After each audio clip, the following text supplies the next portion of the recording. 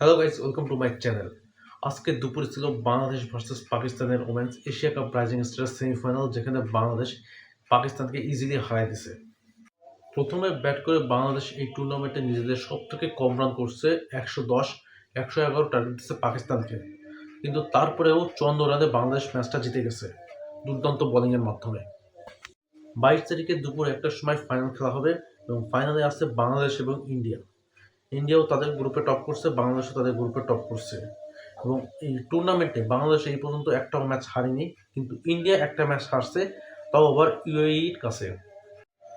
বাংলাদেশের সাথে যদি তুলনা করা হয় তাহলে ইন্ডিয়া অবশ্যই একটা স্ট্রং টিম, কিন্তু ইন্ডিয়া যেরকম বললাম ইউএইর কাছে একটা ম্যাচ হারছে আর বাংলাদেশ এই টুর্নামেন্টে এই পর্যন্ত একটাও ম্যাচ হারেনি, সেহেতু একটা চান্স নিয়ে যায়। আমরা অবশ্যই আশা করতে পারি যে বাংলাদেশ ফাইনালে ইন্ডিয়াকে হারায় ট্রফিটা নিয়ে আসবে। এখন জিততে হলে কি করা উচিত? প্রথমে যদি বাংলাদেশ টস জেতে, এই পর্যন্ত আমরা যা দেখছি বাংলাদেশ ব্যাটিং নিতে পারে। যদি ব্যাটিং নেয় অবশ্যই ১২৫-এর উপরে মিনিমাম করা লাগবে। বাংলাদেশের ১২৫ বললাম কারণ বাংলাদেশ বেশি রান করতে পারে না, শুধু মালয়েশিয়ার এগেনস্টে ১৫০ করছে, বাকি সবার কাছে এরকমই ১২৫, ১১৫ এরকম আশেপাশেই রান করছে। সেহেতু বললাম মিনিমাম ১২৫, ৩০ হলে আরও বেশি ভালো হয়। যত বেশি রান করবে তত বেশি তো ভালো, কিন্তু মিনিমাম ১২৫ থেকে ৩০ করতে হবে।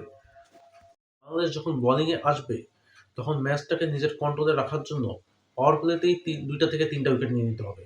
নাহলে ম্যাচটা কন্ট্রোলের বাইরে চলে যেতে পারে, কারণ ইন্ডিয়ান ওমেন্সটা প্রচুর স্ট্রং। তাদেরকে কন্ট্রোলে আনতে হবে, অবশ্যই পাওয়ার প্লেতে ২-৩টা উইকেট নিতে হবে। এবং বাংলাদেশের সবচেয়ে বেশি যে জায়গায় কাজ করা দরকার সেটা হচ্ছে ক্যাচ। বাংলাদেশ প্রচুর পরিমাণে ক্যাচ মিস করছে এই টুর্নামেন্টে, আমরা যেটা দেখেছি। যারা ম্যাচ দেখছেন তারা অবশ্যই জানেন কত পরিমাণে ক্যাচ বাংলাদেশ মিস করছে। এই জায়গায় বাংলাদেশের অবশ্যই একটু খেয়াল করতে হবে, কারণ একটা ক্যাচ মিসলে আপনার পুরো ম্যাচটাই মিস হয়ে যেতে পারে, কারণ একটা ক্যাচ মিস অনেক ডিফারেন্ট ক্রিয়েট করতে পারে।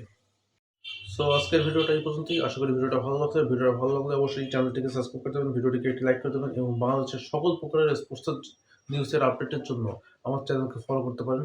Thank you so much for watching.